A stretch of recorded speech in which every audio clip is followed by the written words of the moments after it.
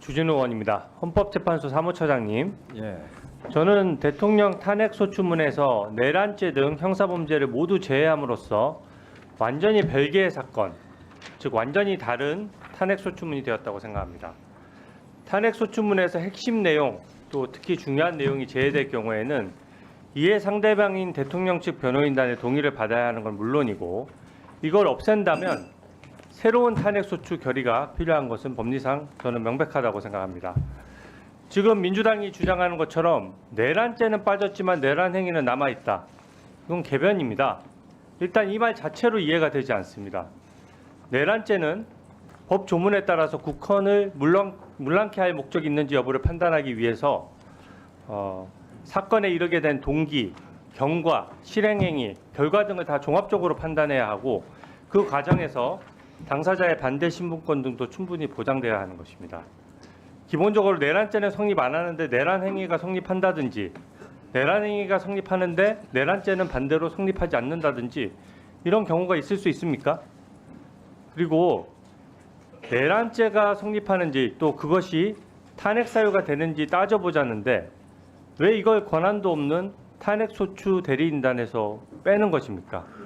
저는 그 탄핵소추 대리인단의 김진환 변호사가 그 의도를 적나라하게 보여주는 말을 했습니다.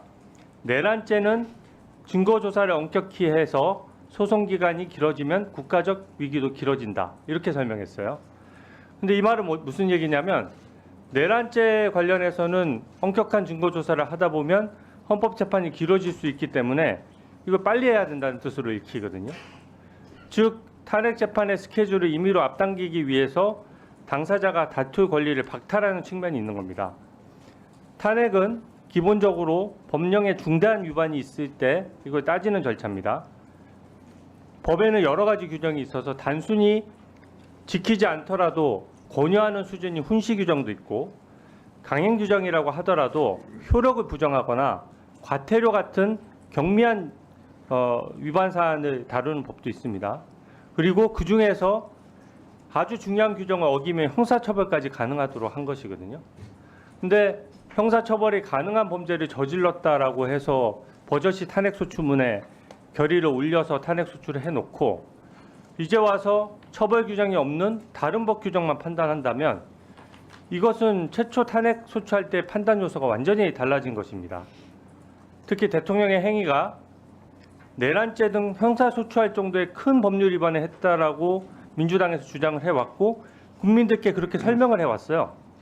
한 달 내내 내란죄 관련된 얘기만 들어왔습니다. 모든 것에 대한 내란죄 관련된 주장들이 난무했는데 이제 와서 뺀다는 것은 설득력을 갖기 힘들다고 생각합니다. 더군다나 저는 좀 우려하는 것이, 헌법재판소에서 문재인 대통령이 임명했던 재판관 두 분의 임기가 4월 18일이면 지나갑니다. 근데 재판 일정이 재판관의 임기에 맞출 수는 없는 것이죠. 근데 지금 보면은 어떻게든 탄핵소추문의 법적 쟁점을 줄이려고 하는 것처럼 보여지는 부분들이 있습니다. 그렇기 때문에 공정성을 잃고 재량 범위를 벗어났다는 지적을 하는 것이거든요.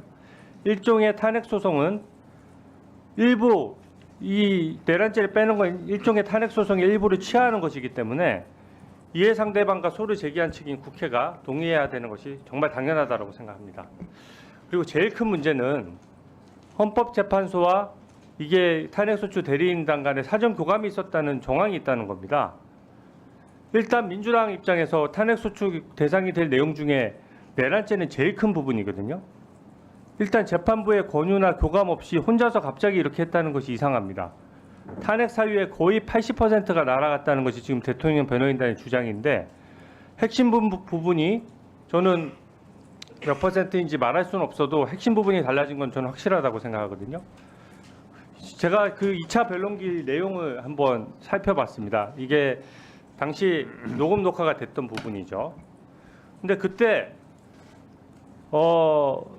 그 재판관께서, 헌법재판관이 지한 준비기일의 형법 위반 주장과 관련해서 헌법 위반으로 재구성하기로 했느냐 이렇게 질문을 하니까 국회 변호인단에서 어떻게 답변을 했냐면, 재판부께서 그 유형적 사실관계로서 정리를 해주신 것으로 이해했다.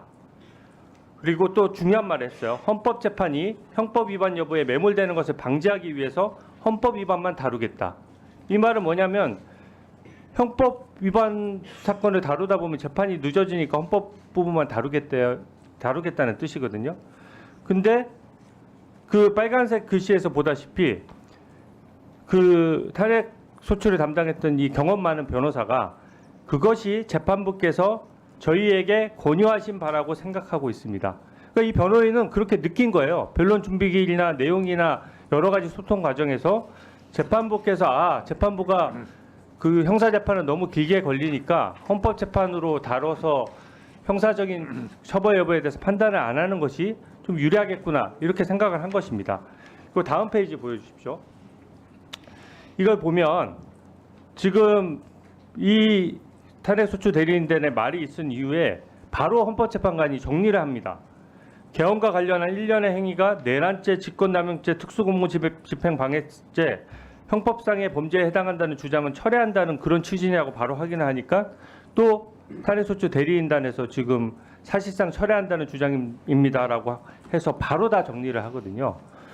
저는 어떤 식의 소통 방식이 있었는지 몰라도 이게 지금 탄핵소추문의 핵심 내용이 형법 위반이고 그게 탄핵소추 대상자의 형사처벌, 쉽게 얘기하면 감옥 갈 사안이라고 국민들께 설득해서 탄핵소추 결의문을 받은 것 아닙니까? 그래서 이 부분에 대해서는 헌법재판소가 판단을 해야 되겠지만 헌법재판소 주석서나 기존 법리에 따라 충분히 판단할 수 있거든요. 그래서 이 부분에 대해서는 확실하게 그 입장을 밝혀주시기 바랍니다. 이 부분에 대해서 특히 탄핵소추에 대해서는 국회가 새로 결의를 해야 된다고 저는 보여지는데 어떻게 생각하십니까? 지금 그 의원님께서 잘 아시다시피 지금 이루어진 보여주신 것은 공개된 그 준비기일에서 다 오고 간 내용들이고요. 그리고 그 심판이 공정하게 이루어져야 된다는 원론적인 말씀은 당연히 드리고요. 그리고 지금 이제 말씀하신 부분에 대한 최종적인 결론은 재판부에서 물론 할 것이기 때문에 이제 그 부분은 좀 지켜봐 주실 것을 당부드리고 싶고요. 그리고 그 청구인 측하고 재판부의 권유에 따라서 이제 청구인이 저런 것을 하였다는 그런 주장은 그것은 절대로 사실이 아니기 때문에 그 점에 대해서는 그 의심을 좀 거두어 주시기 바랍니다. 예. 그리고 저것은 이제 그 청구인들이 주장을 어떻게 얘기하는 것은 청구인이 하는 것 아니겠습니까? 그래서 그 말이 나오는 과정에서 나온 걸로 알고 있고요.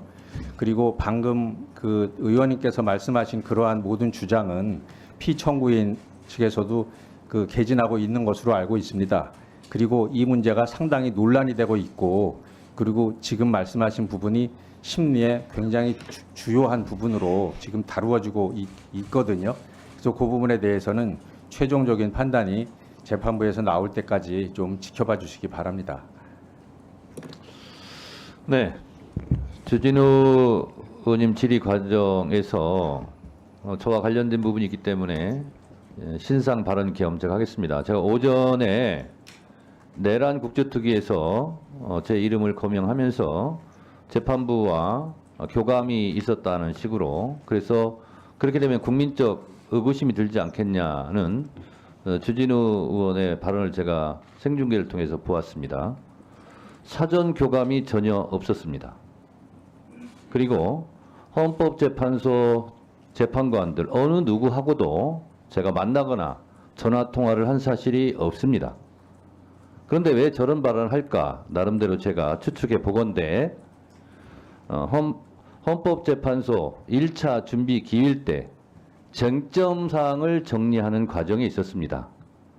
제가 정확한 기억은 아닙니다만 그래서 내란 행위에 대해서 내란죄로 할 것인지 헌법으로 할 것인지 그 부분에 대해서 청구인 측에서 입장을 정해와라 하는 취지로 제가 알고 있습니다. 그래서 저희 소송 대리인들이 그 부분에 대해서는 내란 행위로 탄핵소추 안도 의결이 됐기 때문에 내란죄로 하다 보면 실제로 헌법재판소는 헌법재판을 하는 거기 때문에 사실상 내용이 동일하기 때문에 사실적 내용은 남고 내란죄가 아니라 내란 행위에 대한 헌법으로 판단을 받겠다. 그래서 사실상 철회한다. 이렇게 발언을 했고요. 권유라는 말은 왜 썼을까 제가 생각해 봤는데 1차 준비 기일 때 그런 헌법재판소 재판관들과 우리 소송대리인 간의 대화를 비춰보건데 그런 부분을 어떻게든 헌법으로 할 건지 내란죄로 할 건지를 정리를 하는 게 좋겠다. 쟁점 사항을. 그래서 아마 소송대리인은 그런 표현을 쓴 것으로 제가 알고 있고 그리고 재판관들과 청구인 측이나 피청구인 측이 무슨 교감을 했다거나 무슨 모의를 했다거나 이런 발언 자체는 헌법재판소 재판관님들을 모욕하는 행위다. 저는 그래서 그런 부분은 삼가해 줬으면 좋겠다라는 말씀을 드리고 저희 탄핵소추 안에는 위헌 위법한 비상계엄과 국헌문란의 내란 범죄 행위라고 돼 있고요. 두 번째로 법률과 헌법과 법률 위배 행위 이렇게 돼 있습니다. 근데 이것을 1차 준비기일 때 우리 헌법재판소 재판관님들께서 준비기일 그때 우리 청구인 측과 얘기하면서 쟁점을 4가지로 정리를 대략 했습니다. 1. 계엄선포 2. 계엄사령관 포고령 1호 발표 3. 군경 동원 국회 봉쇄 진입 계엄해제 요건 등 국회 활동 방해 4. 군대 동원에 영장 없이 선관위 압수수색 여러 4가지 쟁점으로 쟁점을 정리를 한 겁니다. 자, 이 부분은 청구인 측에서 하고 싶다고 되는 것도 아니고 헌법재판소 재판관들의 판단에 의해서 쟁점은 이걸로 할 것인가 이렇게 합의를 해가는 과정이고 청구인 측이 요구한 대로 헌법재판관들께서 다 들어주는 게 아니지 않습니까? 그래서 이런 부분은 1차 준비기일, 2차 준비기일을 잘 보시면 의심할 여지가 1도 없다. 저는 이렇게 생각하고 주진우 의원께서 정청래 의원이 무슨 교감이 있었다 이런 식으로 얘기하는 것은 앞으로 자제해 주시기 바라고 그것을 만약에 주장하시려면 면책특권이 허용되지 않는 밖에서 하시기 바랍니다. 바로 제가 허위사실 유포로 고발하도록 하겠습니다. 자, 그 다음 질의하겠습니다. 협박이 아니라 권유입니다. 권유. 자, 그러면 지금부터 잠시만 주목해 주시기 바랍니다. 제가 구독자분들을 위해서 선물 하나를 준비했는데요. 제가 항상 여러분들께 드리는 말씀이 있습니다. 뉴스만 평소에 잘 챙겨보셔도 돈이 되고 돈을 벌 수 있다라고 말씀을 드렸는데요. 여러분들은 여기 보시는 삼성전자 뉴스를 보고 어떤 생각이 드세요? 아니면 정치인들의 뉴스, 날씨 뉴스를 보고는 어떤 생각이 드시나요?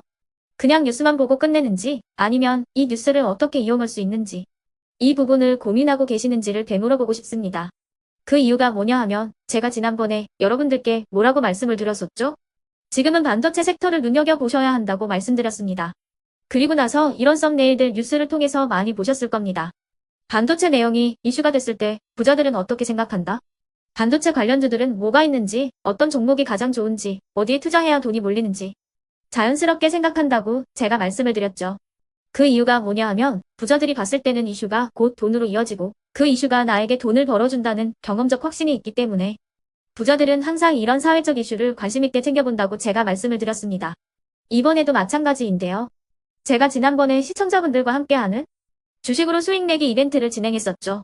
당연히 100% 무료로 진행을 했었고요. 여기 보시면 아시겠지만 제가 지난번에도 구독이라고 보내주신 모든 시청자분들께 반도체 관련주 중에 가장 크게 급등할 딱 한 종목, 많은 종목도 아니라 한미반도체 한 종목을 여러분들께 추천드렸어요.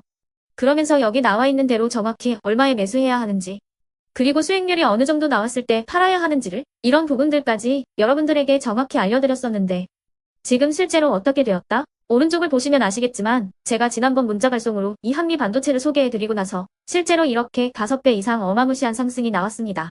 100만 원만 투자를 했어도 무려 500만 원이 넘는 수익금이 생긴 거죠. 그래서 당시에도 굉장히 많은 분들이 제가 드린 이 한미 반도체로 수익을 내실 수가 있으셨을 텐데요. 다시 한번 축하드린다고 말씀을 드리겠고 이번에도 마찬가지입니다. 앞으로도 2024년, 2025년 계속해서 기대해볼 섹터는 AI입니다. 그 중에서도 AI 반도체는 그 누구도 부정할 수 없는 미래성장 산업입니다. 그러면 우리가 어떻게 생각해 볼 수 있을까요? AI 반도체 종목 중에 앞으로 크게 대장 역할을 하면서 10배 이상 급등할 수 있는 텐베고 종목을 지금부터 열심히 추적해야 한다는 겁니다. 큰 돈을 투자하지 않더라도 월급의 일부분 아주 소액이라도 이 종목을 모아가야 수백 %의 수익률을 손에 쥘 수 있는 것이죠. 지금 여러분이 보고 계시는 이 유튜브 또한 AI 반도체와 아주 밀접한 연관이 있고 반도체야말로 대한민국의 핵심 산업으로 앞으로 더더욱 시장은 성장할 수밖에 없습니다. 그렇기 때문에 제가 이번에도 뭘 보내드리고 있냐면 지난번과 똑같이 구독이라는 문자를 보내주시면 제가 AI 반도체 관련주 중에 앞으로 대장주 역할을 하면서 주가가 가장 크게 급등할 한 종목을 여러분들께 문자 발송으로 종목명과 사고 파는 시점을 모두 알려드릴 건데요. 그 문자를 받고 여러분들이 주식으로 돈 버는 연습을 한번 해보셨으면 좋겠고요. 혹시라도 나는 주식을 하지 않는다 하시는 분들은 주변에 주식하시는 지인분들에게 말씀을 해주셔도 되고요. 아니면 연세가 있으셔서 투자가 어렵다 하시는 분들은 이 종목을 자녀분들에게 한번 사봐라. 이걸로 한번 수익을 내봐라. 이렇게 조언을 해주실 수도 있는 거겠죠. 그래서 지금 이 영상을 보시는 시청자분들 중에 나도 이번 종목이 좀 궁금하다 하시는 분들은요. 누구나 상관없이 그리고 어느 시간대나 상관없이 부담없이 010-2514-5930번으로 구독이라는 문자 보내주시면 제가 이번에도 똑같이 무료 추천 급등주 문자를 보내드리겠습니다. 이해되시겠죠? 제 번호 010-2514-5930번으로 구독이라는 문자 보내주시면 여러분들이 직접 이슈를 통해서 돈 버는 연습을 해보실 수가 있는 거고 제가 돈을 받는 것도 아니고 투자를 대신해 드리는 것도 아니기 때문에 부담 없이 신청해 주시면 되는 겁니다. 그리고 수익이 나면 저는 다른 것은 하나도 바라지 않습니다. 제 채널에 구독, 좋아요 한 번씩만 눌러주시라 이렇게 다시 한번 말씀을 드리겠습니다.